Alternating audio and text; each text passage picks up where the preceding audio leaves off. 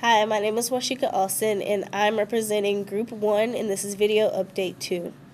Just to give you a quick recap of what happened on Video 1, we basically talked about how each member can contribute to the team, of course, with the different personality traits and figuring out which personality trait we were. We figured out each individual's strengths and weaknesses. So from there, we kind of figured out, since each individual does have strengths and weaknesses, how are we going to use that to our advantage as a team as a whole? So together, we're working really well together. Of course, it's a long process, getting to know people and getting to know their different personality traits and getting to know their strengths and weaknesses. But overall, we're working really well as a team. Also, we thought about a basic idea that we wanted to use for our robot, and we were thinking to use the robot that won last year from Team 14, except innovated a little bit and have a rotating base versus having a top spin on the ball. So as we go along in the video today, I will talk more about our decision and if that decision is actually, what we're going to go forth with in our project for the building of the robot.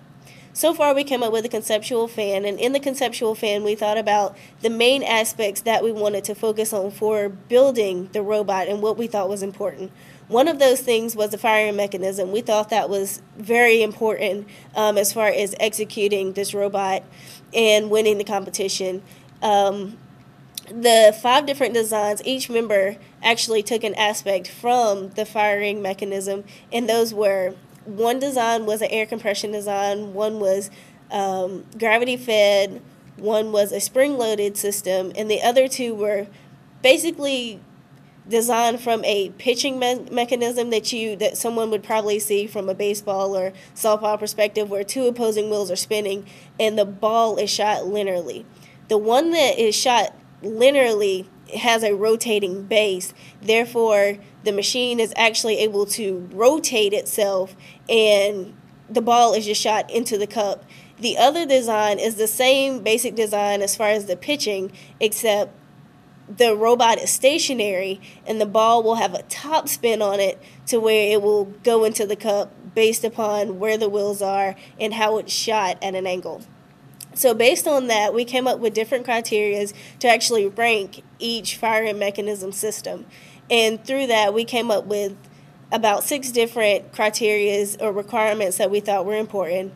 One of those was safety, one was cost, one was reliability, and one was practicality, just to name a few. And what we thought was least important was practicality, and that is how we're going to access the materials and how are we going to maintain those materials in order to upkeep the robot. Another thing that we thought was very, very important was the reliability of the robot. Of course, we're going to have multiple trials of this robot in order to make sure it's able to function correctly and able to go through a lot of wear and tear depending on where we store it. So we thought reliability was very important. So after doing an analysis, going through each section and each firing mechanism individually, we ranked the firing mechanisms from the criteria, and we found that the mechanism that was the same as last year except with a rotating base actually won because of its easy to use criteria, such as it's easy to build and easy to calibrate. We really thought about that, considering that, with our not expertise, but with our knowledge already of XPC Target and Simulink, we thought it would be very easy to calibrate the system. And also, we thought about the accuracy of the system with a rotating base versus a top spin on the ball would be more accurate. And also, we thought about its reliability, such as the durability to the system and the wear and tear that the system may cause on the robot, considering how many trials we may have to go through in order to figure out its success factor.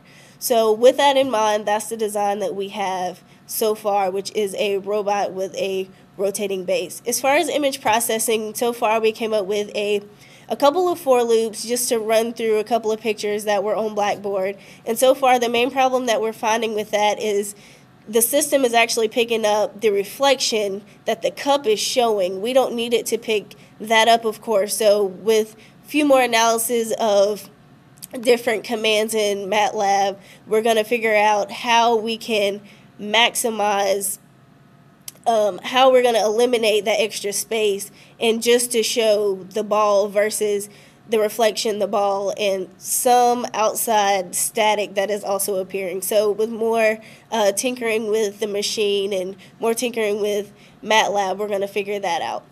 Also, we brainstormed a little bit on the logic game. We think that we have strategically planned and mastermind the game to only have 3 different options to win, lose, or draw. As we go along in the video updates to come, we will figure out the success of that. So just as results and moving forward, we plan to start fabricating this robot as early as this weekend, and also with more exploring and knowledge of MATLAB, we plan to learn more on that in order to really get our image processing down to where we won't have any errors or any static, just the balls to show whether it's yellow or white.